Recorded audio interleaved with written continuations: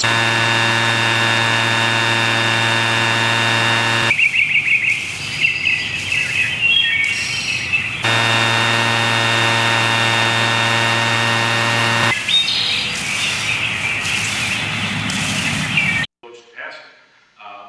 as I said, the city of Boston in April simply changed their building code to add those LEED certification requirements and standards as part of their building code, just as we have any other number of code requirements, building code requirements.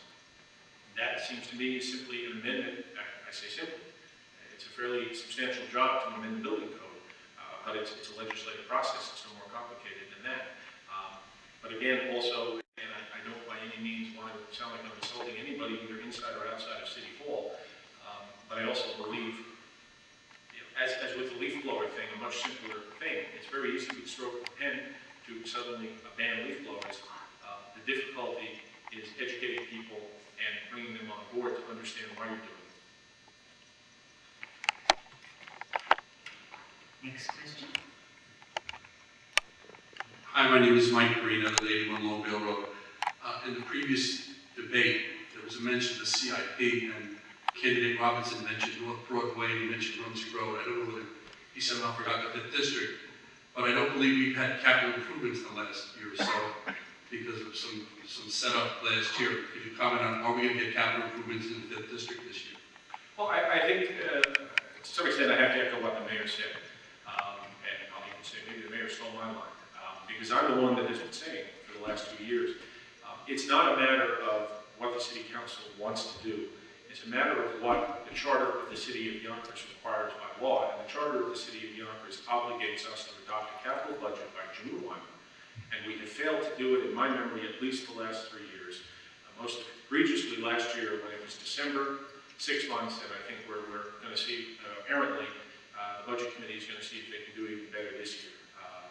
Because, quite frankly, by my count, and I did check, I have not been able to find a single budget committee meeting even held in approximately the last 4 months. So it's not a matter of, gee, we're working on it, we haven't come to a resolution. They're simply ignoring it, and the fact is, it's politics, pure and simple. Because what is the capital budget? Mr. Robertson talked about neighborhoods and what's going on in the neighborhoods, but the mayor hit it on the nose as he's done before. The capital budget is new police cars in your precinct. The capital budget is paving on your street. The capital budget is addressing the drainage issues. I got the call last week for somebody who wanted to know, when is the north end of Parkview going to be paved and when is Underhill going to be paved? And of course the answer was, they haven't approved the capital budget for that paving project on Parkview, and they haven't approved the capital budget for the drainage problem on Underhill, which we can't even get to the paving until you address the drainage. To Mike's point, I'm concluding on that, 2 of those major projects were in the budget for this district last year. The drainage on Underhill and sewage work in Crestwood. Both of those projects were cut out of the budget by a majority of the council, not by Councilwoman Barbato, not by Councilman Murtagh. And incidentally, don't be fooled that anybody saved you money, because they didn't. They didn't cut the money out of the budget, they cut the projects out of the budget. At the same time that drainage on Underhill was dropped out of the budget, $8 million was put in for work over at the Hudson River Museum. I love the Hudson River Museum, but I'm more worried about drainage on Underhill Road right now. Thank you. Are there other questions? I'm sure Mr. Murtagh would welcome them. If not, then we will go to his 2-minute closing statement. It'll probably be less than 2 minutes. Again, I thank the League, I thank Sarah Lawrence, and I thank all of you for participating tonight. It has been an exciting 4 years. I'm proud of what I've accomplished. The Mayor mentioned the Charter Revision Commission adopting the tough new ethics standards and putting them on the ballot. I'm not ashamed to say, in fact, I'm very proud to say that what they adopted and what they put on the ballot for a vote, as many of you know, is essentially the legislation that I drafted.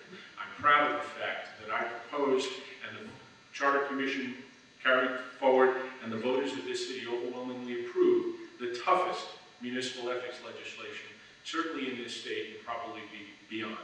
I'm proud of the fact that a week ago, it's kind of ironic, I went to visit my son at Boston College, which some of you may know is not in Boston, but in Newton, Massachusetts. And the day I got back, on a week ago Monday, I had a phone message from a city councilman in Newton, Massachusetts. I thought it was coincidental. It was coincidental. He was calling me, totally unrelated to Boston College or my son, because he is proposing the first leaf blower legislation ever in the state of Massachusetts. So we are setting, we are, as I said, setting the national trend, or certainly the regional trend. I'm proud of the fact that with my colleague, Councilwoman Barbado, we called for an audit of our school board. And interestingly, at the time that we called for the audit of the school board, Mr. McGloin, Mr. Robertson's committee co-chair of the budget committee now, I remember he called me up and his question to me was, why are you calling the bonders in on your own city? They didn't want that audit, but we called for it, we got that audit.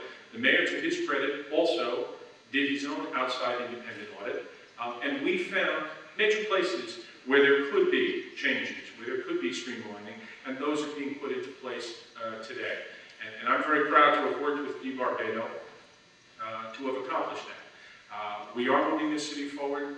We talked about the education system, and the mayor is right. There's plenty of room for improvement. But I've been on the council for 4 years, and in the last 2 years, beginning around July or August and into September and even now, one of the calls I get literally every day is from a parent trying to get a child into an elementary school in Yonkers. That's a pretty nice problem to have. That for the first time, and as I said, I didn't see it several years ago, but now I have parents in Northeast Yonkers fighting to get into our elementary schools. We're getting better and we're headed in the right direction. John,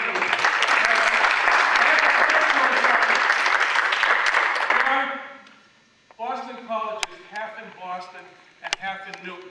The football stadium is the divide. I know, I grew up 5 miles from there, and I'm a BC graduate. But you know, Tom, the other thing about Boston, you know what they say? What? Boston College. It's neither a college nor is it in Boston. It's also a university. I don't know why. Right. Well, we couldn't name it Boston University because it's already Boston University. Learn something new every day. And I hope your son's going to cheer on the Eagles against ND this Saturday. Thank you. Thank you. Undefeated at number 4. As you know, you have been listening to John Murtagh, who is the incumbent in the 5th Council District. He will be running on the Republican and Conservative line. His challenger is Jody Mossiello, who will be running on the Democratic, Independents, and Working Families.